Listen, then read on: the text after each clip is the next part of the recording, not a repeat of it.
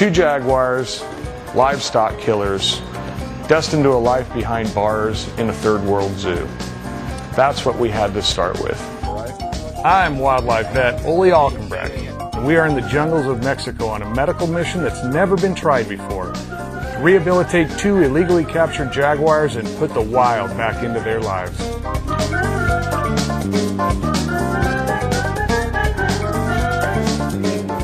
Our first destination is the Chetumal Zoo in the state of Quintana Roo in southern Mexico. The zoo is still recovering from the devastating effects of Hurricane Dean in 2007, but it's now the temporary home to these 2 rare jaguars.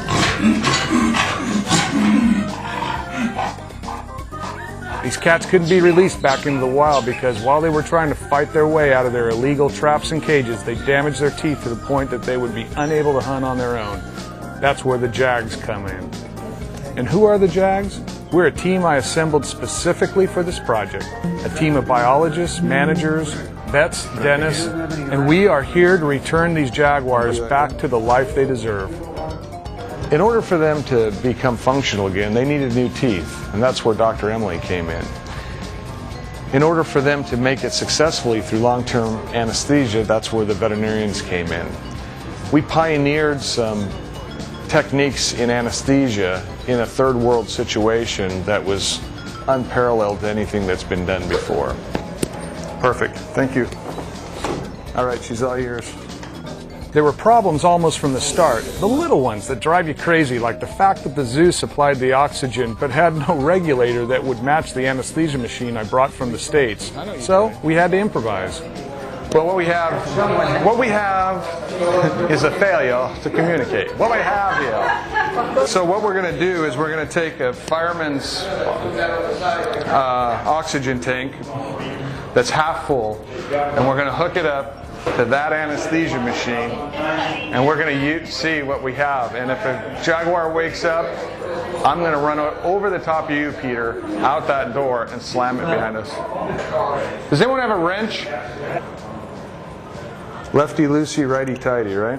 Lefty loosey, righty tighty. As the second jaguar paces nervously in her cage, the first jaguar, a young female about 18 months old, was brought in to have her teeth fixed by Dr. Peter Emily.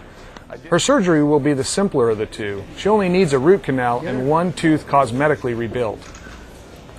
What we're basically doing is taking out any part of this tooth that could become infected again, replacing it with a permanent composite, so the tooth is forever sealed and free of being infected again. She's doing awesome. We finally got our oxygen thing fixed, and we have her on gas.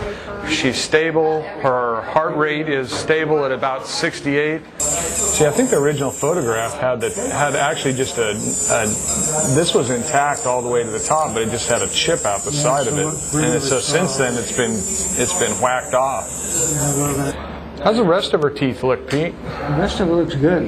No problems. It's a pretty good mouth. This is filling it with the composite? Awesome. Look at that. Holy mackerel. Once her teeth are fixed, the young cat is fitted with a satellite tracking collar. She is smaller than the biologist expected, so they want to make sure the collar is loose enough to give her room to grow without being able to slip off of her head. Okay, easy. Okay, no, that's good. She's good. You think she's good? Yeah. Okay, let's do it. This technology is going to allow us to monitor her movements, her abilities to adapt into a new wild environment, and hopefully we will be able to follow and document her abilities to feed herself with natural native prey species. After surgery, the first jaguar, the young one, is placed in a transportation cage so she will wake up there and not have to be drugged again before her release tomorrow. Then it's on to the second cat, the one with the broken canine tooth. Big girl.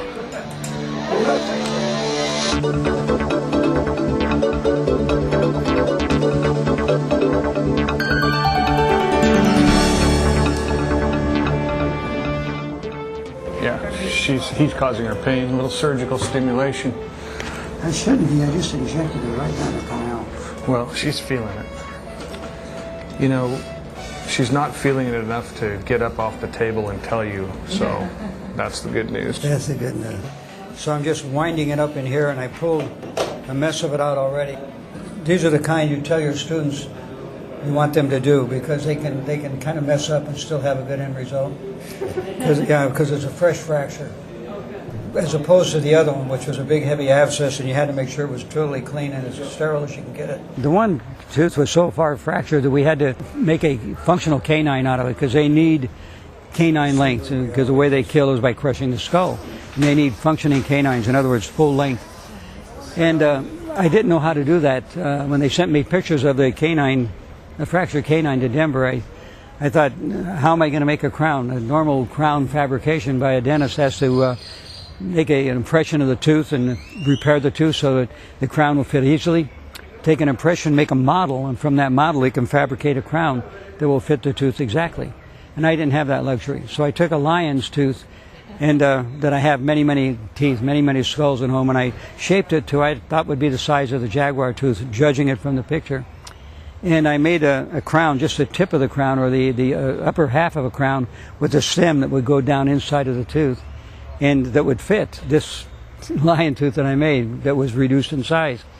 And I was worried about it working. So when after we did the root canal on the second jaguar, I inserted that down into the prepared crown, and it worked exactly right. It just was perfect.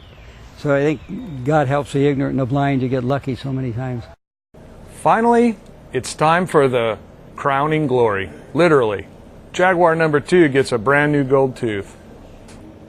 It's easily modified. You can grind it and everything to make sure that it fits exactly.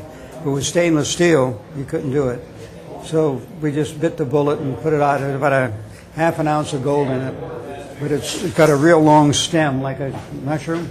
It goes all the way down inside of the crown, so to give us tremendous retention. So you're not going to lose it. Plus we put some accessory posts next to it to strengthen it. So she should be fine. Awesome. Good job, everybody. All right, we need to get some blood and stick a collar on this girl. The Jaguar's transport boxes were placed in an air-conditioned office to keep them comfortable and reduce the stress on them when they wake up. Well, at least that was the idea, but no one explained that to the cats.